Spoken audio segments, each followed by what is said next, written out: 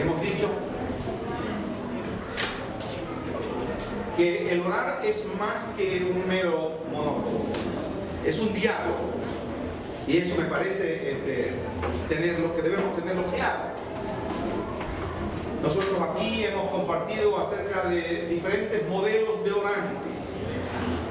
Y hablamos de Ana, estuvimos hablando de David, estuvimos hablando de Jesús, específicamente en el Padre Nuestro. Pero hoy quiero invitarles que pensemos en cómo pedir según la voluntad de Dios. Uno tiene un dilema o a veces puede entrar en crisis de fe cuando uno no sabe si lo que está pidiendo es conforme los propósitos del Señor. ¿Cómo puedo yo orar? ¿Cómo puedo orar conforme a la voluntad de Dios? ¿Qué dice la Biblia, verdad? Y quiero que lleguemos a algunas conclusiones sobre este tema. Pero primero decirles que la oración es fundamental en la vida de los creyentes. La oración. Me parece a mí que más que saber acerca de la teología bíblica de la oración, es que Dios quiere que nosotros entremos en una intimidad con Él. ¿Cuántos creen eso? Que Dios quiere que podamos entrar en una mejor relación de intimidad con Él. Todos debemos orar, pero el asunto aquí es cómo saber que lo que estamos pidiendo está acorde a la voluntad de Dios para nuestra vida. En otras palabras, si nosotros estamos orando de una manera correcta. Y me acuerdo que el hermano Fernando Abilio Mosquera Abrán un día nos dijo que cuando los vecinos estaban haciendo mucha bulla con el equipo de sonido, él oraba: Señor, quémales el equipo, quémaselos. No sé si eso sea lo más correcto, pero por la cabeza de uno pasan ese tipo de actitudes. A veces en medio de las circunstancias de la vida y en la toma de decisiones, entramos en crisis porque no sabemos cómo pedir. O si estamos movidos más por nuestros deseos, nuestros anhelos, o lo que realmente quiere el Señor para mi vida. Quiero que abra su Biblia en primera carta de Juan, capítulo 5, versículo 13. Primera de Juan, capítulo 5, versículo 13. Del versículo 13 en adelante, abra ahí su Biblia. La fe viene por el oír, y el oír de la palabra de Dios. Dice: estas cosas os he escrito a vosotros que creéis en el nombre del Hijo de Dios, para que sepáis que tenéis ¿qué? Vida eterna. Y para que creáis en el nombre del Hijo de Dios. El versículo 14, léanlo conmigo. Y esta es la confianza que tenemos en Él, que si pedimos alguna cosa conforme a su voluntad, Él nos oye. Verso 15. Y si sabemos que Él nos oye en cualquier cosa que pidamos, sabemos que tenemos las peticiones que le hayamos hecho.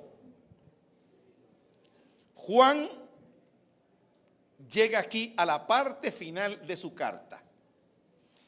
En esta carta él trata algunos asuntos de la iglesia. Parece ser que en este siglo, el primer siglo que Juan escribe, una de las herejías que se había levantado en medio de la iglesia era un proto-gnosticismo, o sea, un gnosticismo incipiente. El gnosticismo divide al ser humano y dice: bueno, la materia es mala, pero el espíritu es bueno. Parece ser que recibieron influencias de Platón. Platón dividió el mundo en sensible y suprasensible. Parece ser que esas tendencias filosóficas de alguna manera hoy están repercutiendo en la iglesia. Hay creyentes que dividen lo espiritual y lo material, caen en un dualismo, una vida dualista. O sea, lo espiritual es todo lo que se hace dentro de la vida eclesial. y a Dios solo se le tiene presente dentro de la vida eclesial, pero en su labor como profesional, secularmente, ¿será que Dios lo sacamos entonces de nuestras decisiones, de nuestros comportamientos, de nuestras actitudes? Dios está en todo lugar. ¿Cuántos creen eso? Y a Dios hay que agradarle aquí dentro como allá afuera. El abogado, el ingeniero, el médico, el constructor, todos tenemos que agradar al Señor, no solamente dentro de estas cuatro paredes, sino todos los días de nuestra vida, porque nuestra vida debe estar rendida en sumisión al Señor. El futbolista también tiene que agradar a Dios en la cancha, agradar al Señor. Los jóvenes que van a jugar aquí a la cancha, señor Santiago, tenemos que agradar al Señor. Todos los hermanos, ¿verdad? No es que somos evangélicos aquí dentro o cristianos allá afuera, señor Andrés. Otra cosa. Ahora, Juan empieza su carta. Y miren por un momento el capítulo 1, versículo 1 de Primera de Juan. Lo que era desde el principio, lo que hemos oído, lo que hemos visto con nuestros ojos, lo que hemos contemplado y palparon nuestras manos tocante al verbo de vida. Porque la vida fue manifestada y la hemos visto y testificamos y os anunciamos la vida eterna, la cual estaba con el Padre y se nos manifestó. Lo que hemos visto y oído, eso os anunciamos, para que también vosotros tengáis comunión unos con otros y nuestra comunión verdadera esté con el Padre y con su Hijo Jesucristo. Iniciando aquí la carta, Juan conocía cuáles eran las herejías que estaban tratando de afectar a la iglesia. Por ejemplo, en ese tiempo estaban los docetistas, un grupo hereje que de alguna manera tenía un criterio y era que el cuerpo de Jesús era mera apariencia. El cuerpo de Jesús. En otras palabras, el cuerpo de Jesús no era real. ¿Qué implica pensar que Jesús no se hizo hombre? ¿Qué implica eso? Implica que Jesús no nació, Dios no se encarnó. ¿Qué más implica? Que no murió, pero que tampoco Él resucitó. En otras palabras, la fe que tenemos nosotros entonces es vana, vacía. No tiene fundamento, como dijo Pablo. Sin embargo, Él dice, lo que hemos visto, lo que hemos oído, lo que palparon nuestras manos tocante al verbo de vida, ¿verdad? Tocante al verbo de vida, de esto os anunciamos. Juan estaba seguro que Jesucristo, el Hijo de Dios, se había hecho hombre. Ellos vieron su gloria como la del unigénito, Hijo del Padre. Así que Jesús fue real, podían palparlo, se hizo hombre, vivió en medio de ellos, lo conocieron. Juan estuvo tan cerca de Jesús, aún aquel día cuando él estaba sentado a la mesa. Juan estuvo tan cerca de Jesús que presenció su muerte. Y aquel día que el Señor le dijo a Juan, he ahí, Juan, he ahí tu madre, madre, he ahí tu hijo. Él estuvo en la crucifixión. Así que él conoció a Jesús. Él lo conoció. Y ahora cuando llegamos al capítulo 5, vayan al capítulo 5. Juan llega a la parte final de su carta afirmando que Jesús verdaderamente es el Hijo de Dios. Parece ser que también algunos negaban la divinidad de Jesucristo. Pero no solo era el Hijo de Dios, sino que en Él estaba la vida eterna. Ahora, el que tiene al Hijo, tiene al Padre. Pero el que tiene al Hijo también tiene la vida. Ahora, la vida de la cual habla la Escritura es la vida eterna.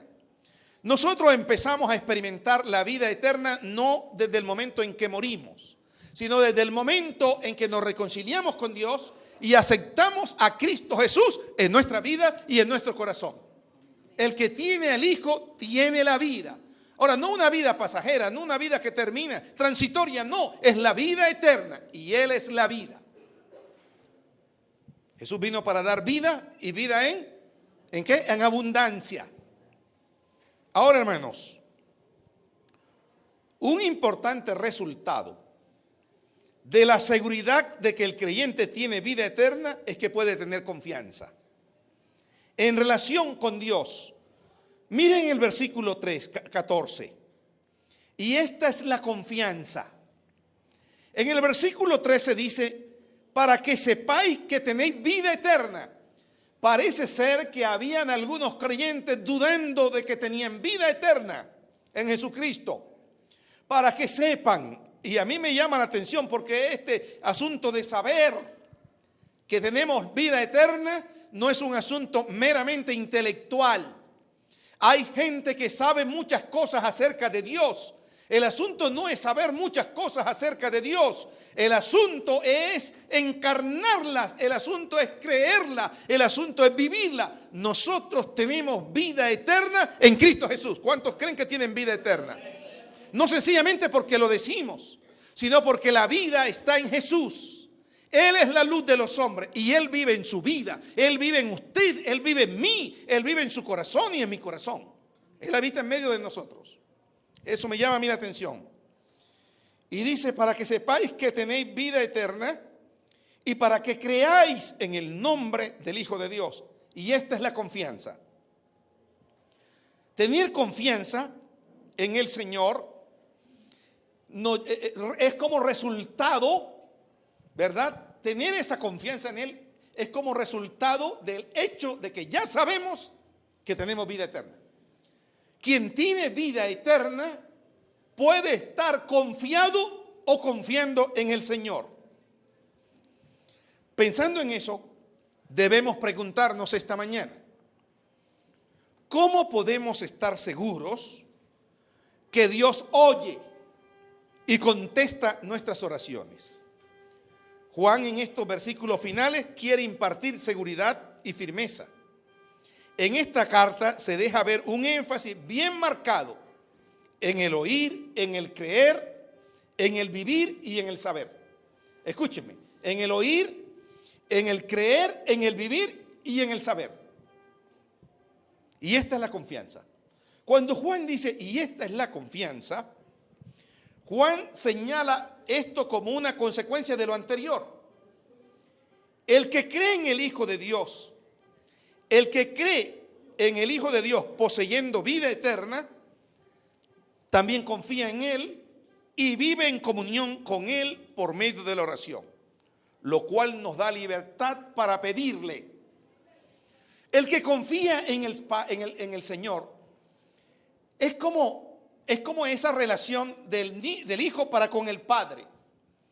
Cuando nuestros hijos se nos acercan a nosotros a pedirnos algo, ¿por qué se nos acercan? Bueno, porque somos sus padres, pero también porque ellos tienen confianza en nosotros, que lo que ellos nos están pidiendo probablemente lo van a recibir.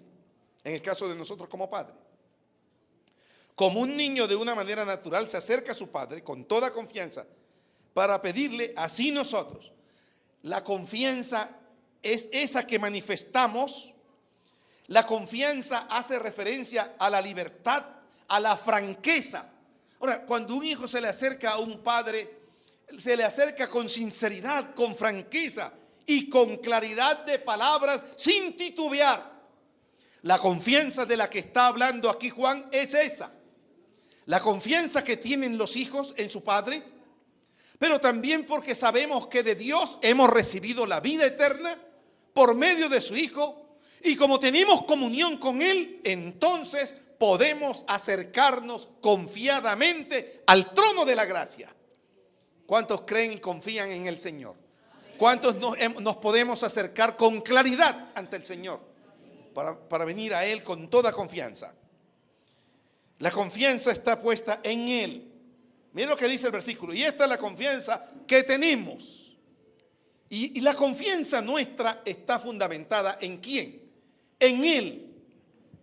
Por tal razón, debemos acercarnos, hermanos, sabiendo que debe existir una armonía en nuestra voluntad y la de Dios, que debemos pedir según el pensamiento y plan de Dios. Jesús enseñó en Mateo capítulo 6, versículo 10, venga que tu reino. ¿Qué más dijo? Y hágase ¿qué? Tu voluntad. Ahora, esto no es fácil. Hacer la voluntad de Dios no es fácil. Someter nuestra vida, nuestros anhelos, nuestros caprichos a los designios soberanos de Dios no es fácil. Dice, si pedimos conforme a su voluntad. Jesús oró, venga tu reino, hágase tu voluntad. ¿Dónde? ¿Dónde debe hacerse la voluntad de Dios? En la tierra, así como es hecha en el cielo. En otras palabras, lo que Dios dé, lo que Dios proponga, lo que Dios a través de su palabra me dé a mí, yo estoy dispuesto a hacerlo. Si pedimos conforme, el asunto del conforme es de acuerdo a su voluntad. Si pedimos conforme, aquí hay un condicional. El tema no es que es malo pedir. El asunto es que todo lo que pidamos, pero ¿de qué manera? ¿De qué manera? ¿Cuál es la condición? ¿Cuál es la condición? Conforme a su voluntad. Porque puede ser que yo estoy pidiendo algo de una manera egoísta, que yo esté pidiendo algo sencillamente para satisfacer mis propios deleites y no esté pensando en que lo que yo esté pidiendo también sirva para darle la gloria y la honra al Señor.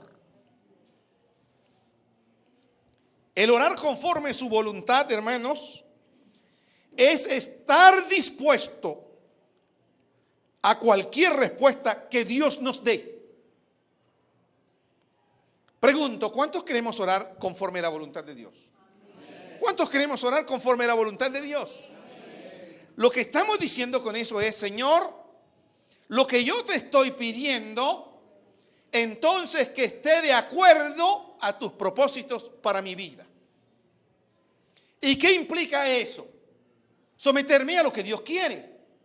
¿Qué implica eso? Que mi voluntad va a estar sometida a la voluntad del Padre.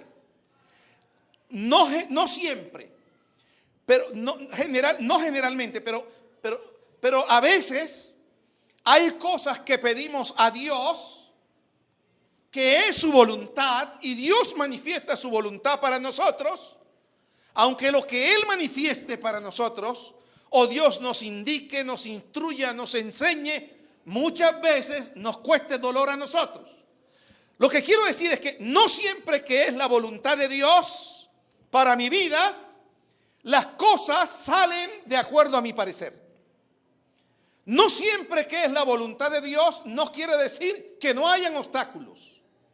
Era la voluntad de Dios que Israel saliera de Egipto, saliera de la esclavitud. ¿Era la voluntad de Dios o no era la voluntad de Dios? Claro que sí. Pero en el camino ellos tuvieron tropiezos. Era la voluntad de Dios que entraran a la tierra prometida. Ahora, por su terquedad y tantas cosas, yo qué sé, duraron tantos años en el desierto, tantos años dando vueltas y vueltas, y a veces sucede a nuestra vida igual. Dios tiene sus planes y sus propósitos, pero nos va a costar, vamos a enfrentar dificultades, vamos a tener lucha. No siempre que es la voluntad de Dios, no es que no tengamos obstáculos. Probablemente vamos a tener obstáculos, pero el Señor estará con nosotros todos los días hasta el fin del mundo. ¿Cuántos creen que el Señor está con nosotros? Y el Señor siempre quiere lo mejor para sus hijos. El Señor siempre quiere lo mejor para sus hijos. Mateo 26, 39. Quiero que miren ese versículo. Mateo 26, 39. Abra ahí su Biblia. Vamos a leer este texto. 26, 39. ¿Se acuerdan? Jesús fue a un lugar a orar con sus discípulos. Se llamaba Getsemaní. Jesús está ahí. Momentos previos antes de ser capturado para ir al patíbulo. Antes de morir, antes de que viniera la turba, Jesús está ahí orando. Y dice que se postró sobre su rostro en actitud de humillación, orando y diciendo: Padre mío, si es posible, Ahora quiero que piensen esto. Si es posible, pasa de mí esta copa. ¿Qué quiso decir Jesús humanamente aquí? ¿Qué quiso decir? Leámoslo en otra traducción. 39. ¿Cómo deseo que me libres de este sufrimiento? Mira lo que dice, pasa de mí esta copa. Lo que Jesús está diciendo es, Padre, no permitas, en otras palabras, que yo pase este dolor amargo. ¿Qué dice en tu Biblia? ¿Cómo dice? Vuelve a repetirlo.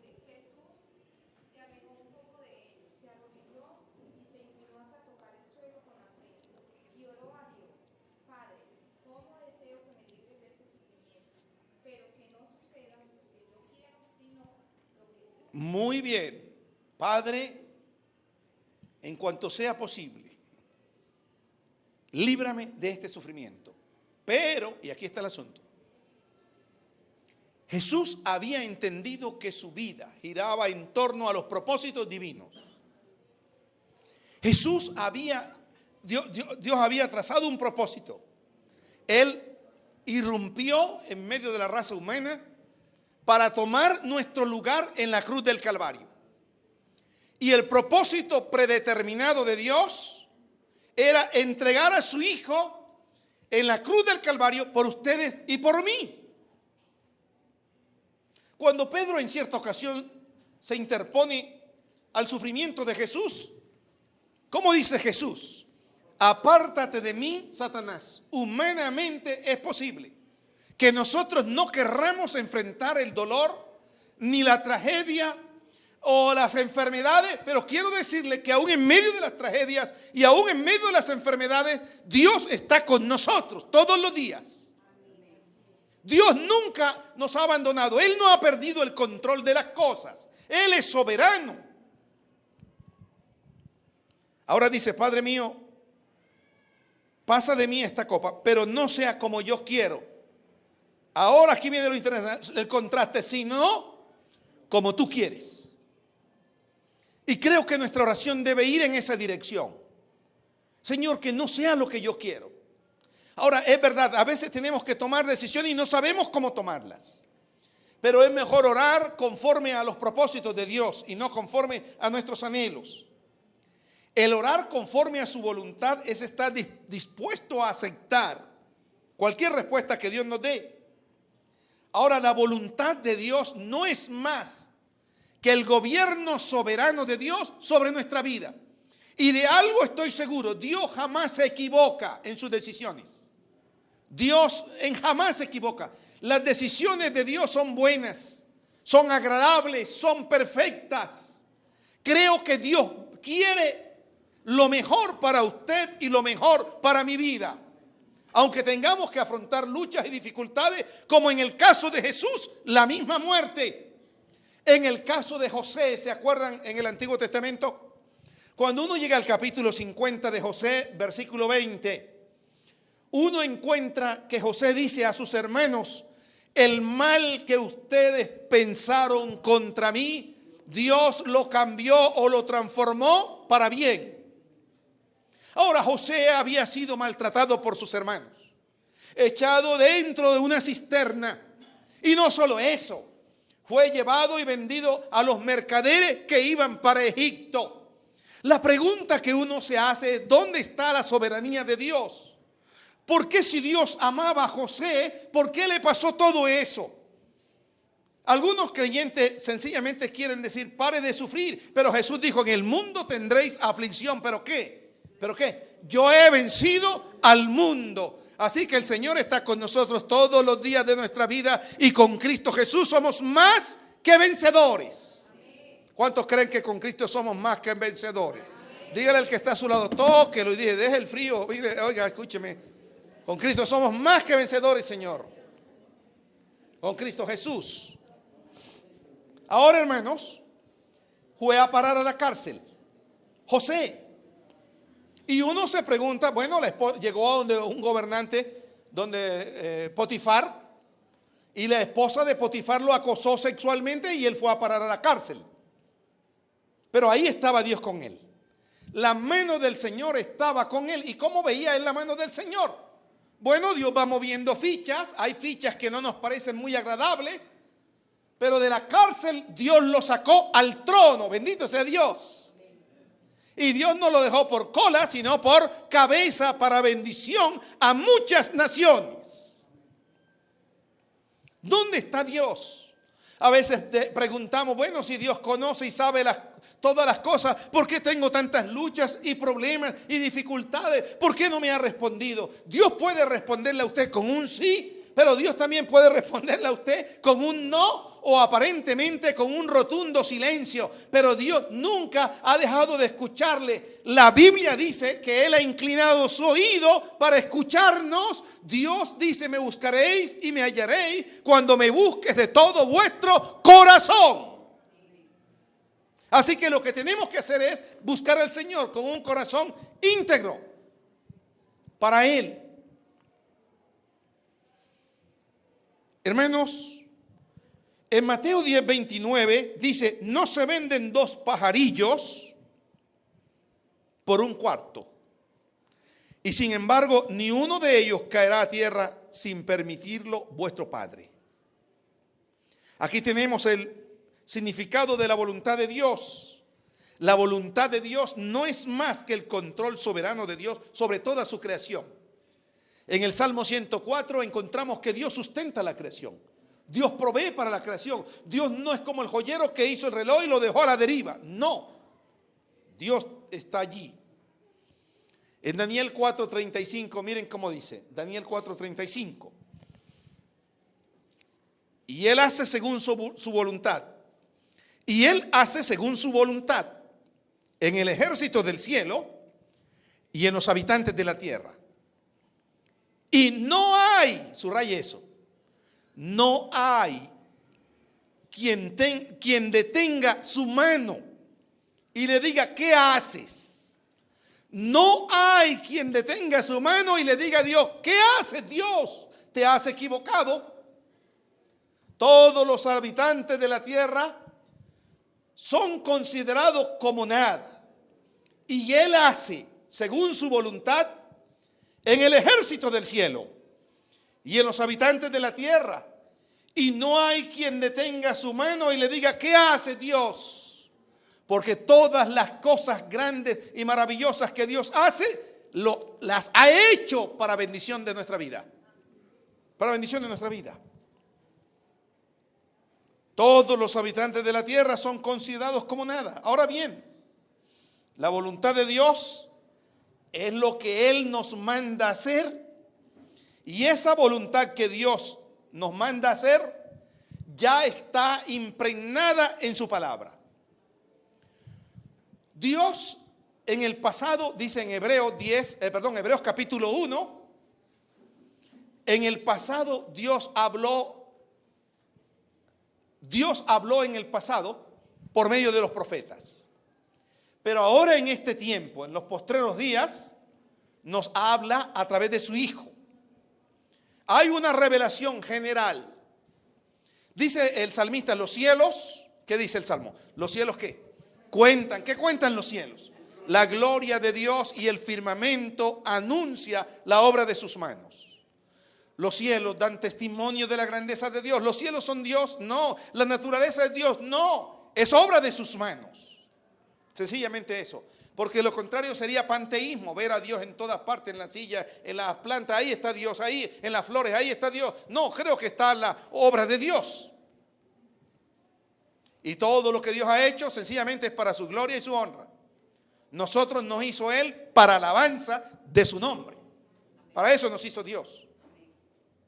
Ahora, mis queridos hermanos, el asunto aquí es pensar en lo siguiente. ¿Cómo orar de acuerdo a la voluntad de Dios? A veces no estamos seguros si nuestros deseos concuerdan con lo que Dios quiere hacer con lo que queremos hacer en nuestra vida. Entonces no debemos pedir, claro que sí. A veces no sabemos cómo pedir, Pero aun cuando ni sabemos cómo expresar nuestras peticiones a Dios, en Romanos dice que el Espíritu Santo, ¿qué hace? El Espíritu Santo intercede por nosotros, ¿verdad? Con gemidos indecibles. En otras palabras, el Espíritu Santo puede entender y comprender qué es lo que hay en nuestro corazón y qué es lo que estamos anhelando en nuestra vida. No porque Dios no lo sepa, claro que sí, nuestro Padre Celestial también lo sabe, pero el Espíritu Santo es como si fuera el intérprete. No porque Dios no lo entiende, Dios conoce todas las cosas, pero el Espíritu Santo nos ayuda en cómo pedir nosotros y cómo orar. Volviendo al texto, dice, y esta es la confianza que tenemos en Él, que si pedimos conforme a su voluntad, ¿qué va a pasar? ¿Qué va a pasar? Él nos oye. Nuestras peticiones son escuchadas por el Señor, porque por lo que es la voluntad de Dios. En el momento que pedimos, Dios nos oye y experimentamos la contestación y Él nos otorga lo que pidamos. Dice que debemos, todo lo que pidamos en el nombre de Jesús, creyendo, lo recibiremos. Y aquí dice que lo que pidamos conforme a su voluntad, dice la palabra. Bueno, pero ¿de qué manera puedo yo entender la voluntad de Dios para mi vida? La oración, según la voluntad de Dios, un principio es, no contradice las Escrituras. Dios nos oye. ¿Y eso qué significa? Nos oye favorablemente. ¿Y Dios responderá nuestras oraciones? Pero ¿cómo conocer que eso que yo estoy pidiendo está de acuerdo a la voluntad de Dios? Un principio es que la oración que estoy haciendo ante Dios jamás ha de contradecir las Escrituras, sino que debe ir de acuerdo a lo que Dios ya ha revelado en su palabra. Día a día los cristianos hemos de reconocer mejor a Dios y su voluntad general. ¿Y cómo sabemos eso? ¿Cómo aprendemos a conocer qué es lo que Dios quiere, qué es lo que Dios le agrada? A través de su palabra. Y la fe viene por el oír, pero el oír de la palabra de Dios. Quiero invitarle que abra su Biblia en Romanos capítulo 2, verso 18. Me parece interesante lo que dice aquí. Escúchenme. A veces hay cosas que le estamos pidiendo al Señor que nosotros por la palabra de Dios ya sabemos cuál es la voluntad de Dios. Sin embargo, llegamos con pretensiones delante de Dios, como con el propósito de convencerle, con el propósito de que Dios diga sí a lo que ya Él ha dicho no en su palabra. Pero examinemos este texto. Romanos capítulo 2, versículo 18. El anterior, Ricardo, para que miremos un poco mejor. Pablo está hablando a los judíos aquí. He aquí, tú tienes el sobrenombre de judío. Ese es el 17. Y te apoyas en la ley y te glorías en Dios. Un momentico. Pudiéramos leerlo así. Y aquí tú tienes el sobrenombre de ¿qué? No, pero en el caso de nosotros, de cristiano. Y te glorías, te ufanas en decir que eres cristiano. Tú dices que eres judío, y te apoyas en la ley. Nosotros decimos somos cristianos y nos apoyamos en las Escrituras.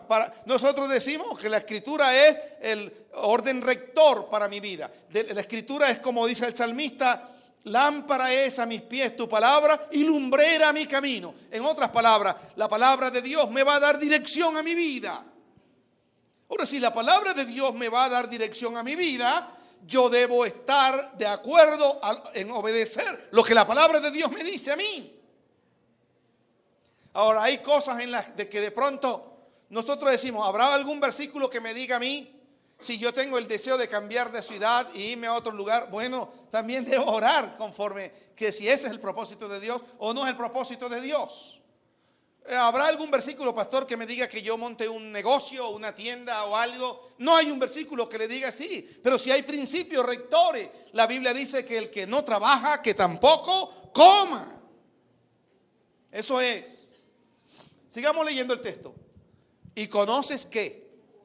Tú te ufanas de que eres judío, conoces la ley, pudiéramos decir. Nos ufanamos de que somos cristianos, que conocemos las escrituras, que conocemos la voluntad de Dios. Ahora, ¿qué es la voluntad de Dios para mi vida? Bueno, sus decretos, sus decisiones, lo que Dios ya ha estipulado. Nos decimos que somos instruidos por la ley, ya somos maestros, teólogos, pastores, instruidos por la ley, apruebas lo mejor y confías en que eres guía de los ciegos y luz de los que están en tinieblas. En otras palabras, conozco la escritura, le enseño a otros y me vanaglorio de eso, me ufano de eso. ¿Y qué más sigue diciendo? Instructor de los indoctos, maestro de niños, que tienes en la ley la forma de la ciencia y de la verdad. Tú pues que enseñas a otros, mira lo que dice, ¿cómo no te enseñas a ti mismo? En otras palabras, predicas y no aplicas. Pablo está cuestionando la actitud de ellos, en que dicen que conocen la voluntad de Dios, pero no la viven, no la obedecen, no obedecen a Dios. Tú que predicas que no se ha de hurtar y hurtas. En otras palabras, tú has dicho, mira, conocí el evangelio, pero sigo con estas prácticas. Tú que dices que no se ha de adulterar, adulteras. Tú que abominas de los ídolos, cometes sacrilegio. ¿Qué cosa? En otras palabras, tú que te jactas de la ley, con infracción de la ley, deshonras a Dios. Porque como está escrito, el nombre de Dios es blasfemado entre los gentiles por causa de vosotros. Escúcheme, el que sabe hacer el bien y no lo hace, ¿qué dice la Biblia? Le es contado como pecado. Y el que encubre su pecado jamás prosperará. Ahora, lo que la palabra de Dios nos está enseñando aquí ahora es que es a través de la Biblia, de esta revelación, que nosotros podemos conocer qué es lo que a Dios le agrada y qué es lo que a Dios no le agrada. Ahora, hay cosas muy personales en las cuales Dios nos va a hablar de una manera personal, pero la Escritura nos va a ayudar. En muchos casos, la enseñanza general de la Biblia es bastante precisa y nos indica si debemos o no tomar la decisión que nos planteamos. Por ejemplo, alguien viene donde uno y le dice, hay hermanos que sabiéndolo, vienen donde uno y le dice, pastor, imagínense que he estado orando a Dios por mi esposo o por mi esposa. Y el viernes yo iba en un bus y yo había escrito, pastor, las características del tipo de mujer que yo quiero. Y yo dije que fuera ojos verdes. Y a mi lado se sentó una joven ojos verdes. Y dije, va en buen camino Dios, mis deseos. Pero también Dios que fuera blanquita, blanca, no blancavilla, sino blanca, de tez blancas, Dios. Muy bien, Dios, y mira, lo has cumplido, gloria a ti Dios. Y seguimos escudriñando y escarbando. Bueno, pero hermano, ¿y esa mujer qué hace? No, es una doctora. Qué interesante, una doctora. Y yo le pedí a Dios una doctora. Ah, bueno, Dios va cumpliendo. Pero llegamos al meollo del asunto. ¿Conoce a Jesús? ¿Ya tiene a Cristo en su vida? Bueno, pastor, ella tiene buenos modales. Ella no es cristiana, pastor, para serle sincero. No es cristiana, pero lo único que sí sé es que yo la puedo convertir, pastor. De eso sí estoy seguro. La otra cosa, pastor, es que ella no es, pero ella es como si fuera. Ella parece. Ella no viene aquí, pastor, pero mire, ella lee la Biblia y ella también se reúne con su mamá y noche tras noche entonces está rezando a aquella oración, ángel de la guardia, dulce compañía. Dios mío, ¿y todo eso la hace cristiana? Escúcheme, la Biblia es muy clara. Algunos dicen, ¿he de casarme con una persona no creyente? En este caso, la escritura es suficientemente clara. Ahora, no te unas en yugo desigual con los incrédulos. Y el tema aquí es que eso no se aplica solo a la relación con el sexo o con la persona que amamos o que queremos. No. En cualquier tipo de relación. En cualquier tipo de relación, no te unas en yugo desigual. Ahora, si yo lo hago, voy en contravía con la voluntad de Dios. Pensando en eso, Dios le estableció límites a su pueblo Israel. Dios escogió a su pueblo Israel como un pueblo especial para él, como especial tesoro, que debía vivir en santidad, que tenía leyes y normas de cómo relacionarse con los pueblos paganos que habían a su alrededor. Pero Dios sí dijo que lo había escogido para ser un pueblo exclusivo de él, para él. Ahora, Dios nos escogió a nosotros exclusivamente para él. Nos escogió desde antes de la fundación del mundo. Así que Dios le escogió a usted para que seamos para él reyes y sacerdotes para su gloria. Primera de Pedro, capítulo 2, versículo 9, ¿qué dice? ¿Qué dice? Mas vosotros sois linaje escogido, real sacerdocio, nación santa, pueblo adquirido por Dios. ¿Para qué? Para que anunciéis las virtudes de aquel que nos llamó de las tinieblas a la luz admirable. En otras palabras, Dios nos ha escogido para que vivamos para Él. Para Él. Dígale eso al que está a su lado. Dios te escogió para que vivas para Él. Dios te escogió para que vivas para Él. Algunos, yo tuve un creyente, hace muchos años en una iglesia en la costa. Y estaba preocupado porque llevaba algunas semanas que no venía a la iglesia. Y le pregunté, fui a visitarlo y le dije, hermano, ¿qué pasa? ¿Estás enfermo o algo? No, nada, pastor. Lo que pasa es que estoy aquí enfocado día tras día en un canal de televisión. Estoy en un canal de televisión. Y pastor, no se preocupe, mi vida espiritual está muy bien. En ese canal de televisión predican y yo escucho la palabra. Interesante. ¿Y qué más haces? No me dicen que cante, yo canto. También me dicen que me arrodille, yo me arrodillo, pastor. Y me dicen que ofrende y también mando la ofrenda, pastor, a ese canal. Así que no se preocupe, mi vida espiritual anda muy bien. Pero ¿sabe qué dice la Biblia? ¿Qué dice la Biblia? En Hebreos 10, 25.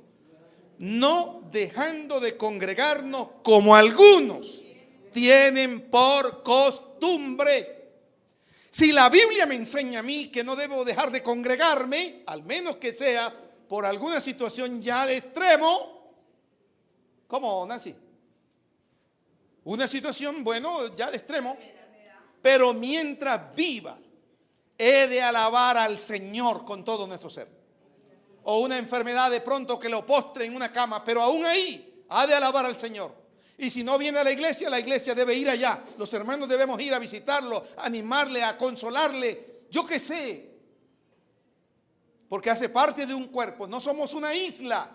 Y hay muchos creyentes que quieren vivir como en una isla. Pastor, el Señor está aquí. Además, la Biblia dice que donde hay 2 o 3, ahí está el Señor. Y aquí está mi esposa y mi hijita y somos 3. Así que yo me quedo aquí. No, Señor. La Biblia dice que usted debe de congregarse para ser edificados. Ahora, el propósito de venir al culto, ¿cuál es? Más que encontrarnos con los hermanos, el propósito del culto es una celebración en la cual reconocemos que Dios es grande, soberano, eterno, que Él es el Señor y que Él merece la gloria, que Él merece la honra y la alabanza.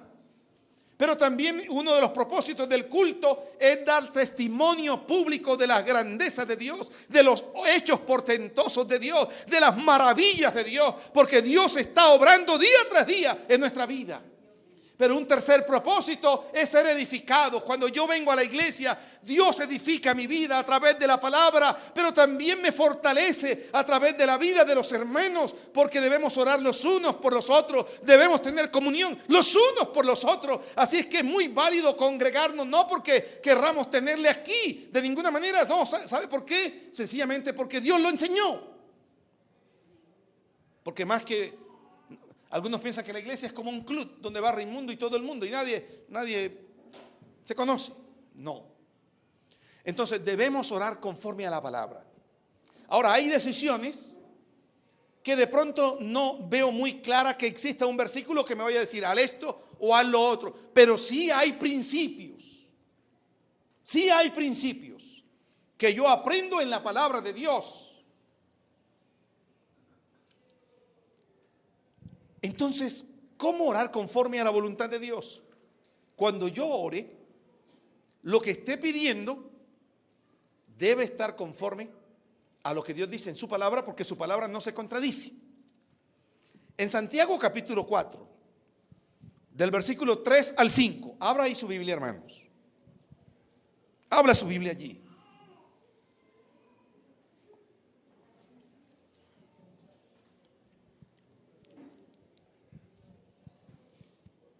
Creo que la oración según la voluntad de Dios es un tipo de oración que no es de carácter egoísta.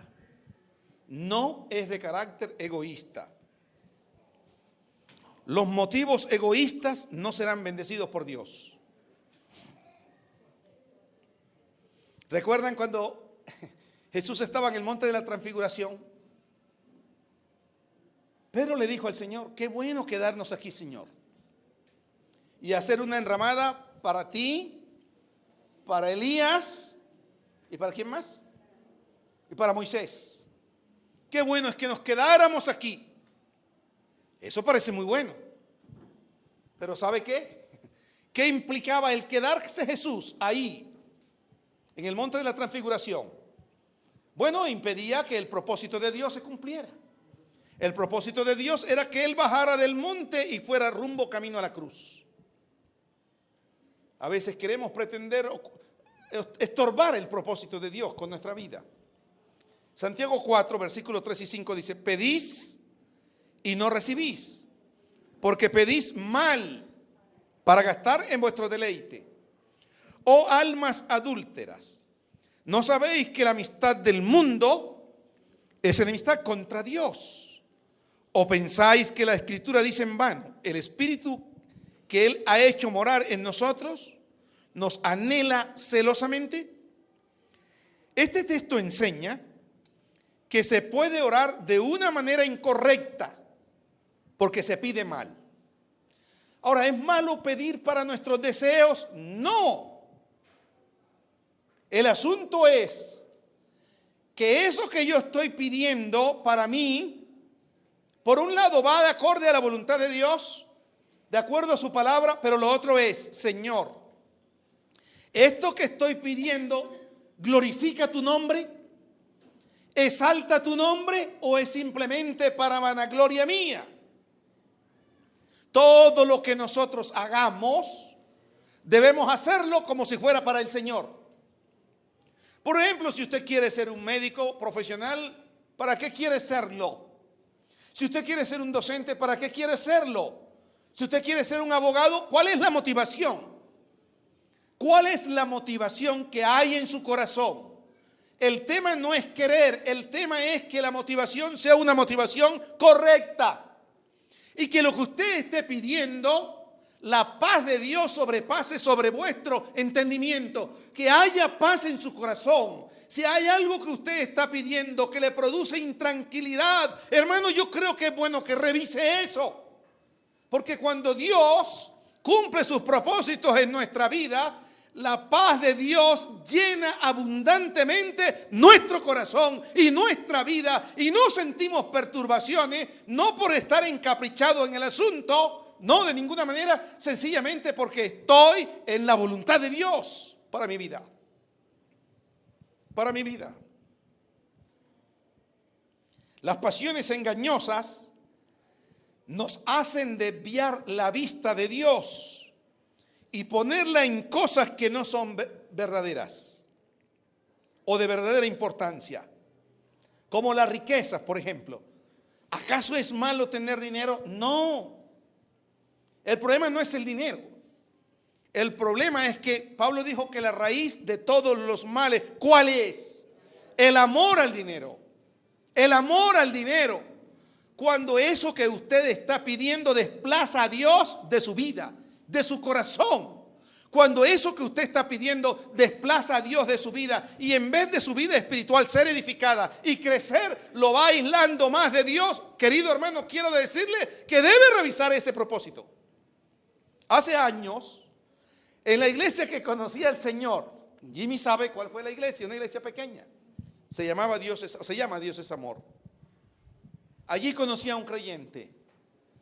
Y ese creyente me dijo un día, un hermano, yo era un joven de esa iglesia, no hace tantos años, pero yo estaba ahí. Y entonces él se me acercó y me dijo, quiero que ores. ¿Y por qué quieres que ore, hermano? Quiero que ores porque quiero que Dios me dé un carro. Les pregunto, ¿querer anhelar tener un carro es malo el propósito?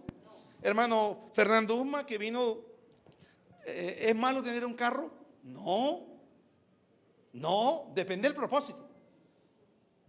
Y yo le pregunté, ¿y cuál es tu propósito? ¿Qué quieres hacer con ese carro? Y él me dijo, bueno, hermano, y uno a veces trata como de engañar a Dios, de disfrazar las cosas, porque es que el corazón del ser humano es un corazón engañoso.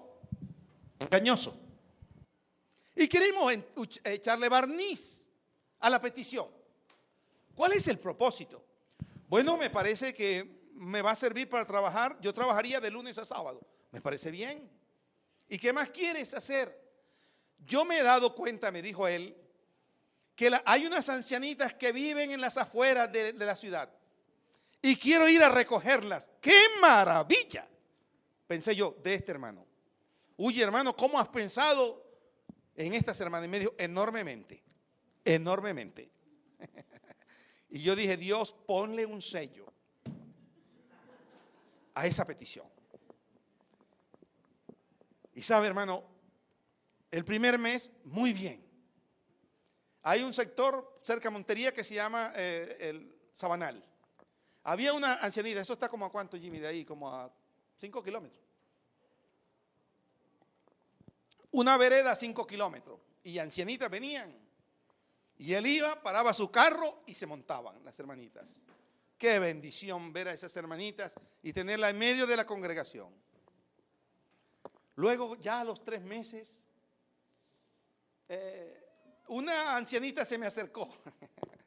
A la salida así, se llamaba Carmen. Se me acercó y me dijo, hermano, yo quiero hablar con usted una cosa. ¿Qué? Ay, yo no quisiera que el hermano fuera a recogernos más. ¿Y por qué? No, porque imagínense, él llega y es, apúrenle. Y yo ahí corriendo para tratar de montarme en ese carro. Hermano, ya él no va con la misma voluntad, me dijo. Ya no va con la misma voluntad. Y eran varias ancianitas. Y le digo una cosa, hermano, que ya yo no quiero montarme más en ese carro. Yo le pregunté, hermano, pero las hermanas, ¿por qué dejaste a la hermana fulana? No, pastor, es que ellas no están listas. No, que él no las esperaba.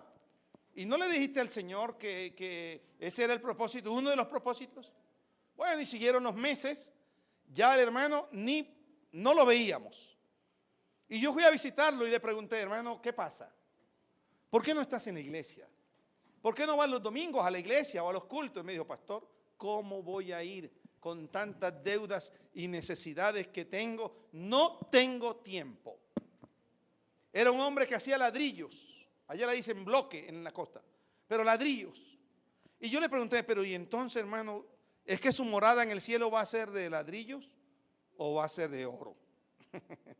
Y él me dijo, de lo que sea, pero tengo que trabajar. Muy bien, hermano, gracias. Así que nunca más volvió a ocuparse en lo que él había prometido. No le hagas promesas a Dios o no le hagamos promesas que jamás vamos a cumplir. Y empezamos a untarle barniz como para convencer a Dios, como para engañarlo. Pero ¿sabe cuál es el asunto? Que Dios conoce y pesa nuestros corazones. Hermano, a los pocos días, un hijo de este hombre cogió ese carro y se lo volvió una arepa. Lo estrelló que no tuvo cómo mandarlo a arreglar. Ahora, yo no digo que Dios lo castigó, no. Lo que pienso es que la desobediencia también trae sus propias consecuencias. Ahora, ¿dónde dice en la Biblia que yo llevara a mis hermanas en carro y las volviera a traer? No dice en la Biblia un versículo que diga así. Pero la Biblia sí me dice que debemos amar, que debemos honrar. Más a los ancianos que ella a los que pretendía llevar.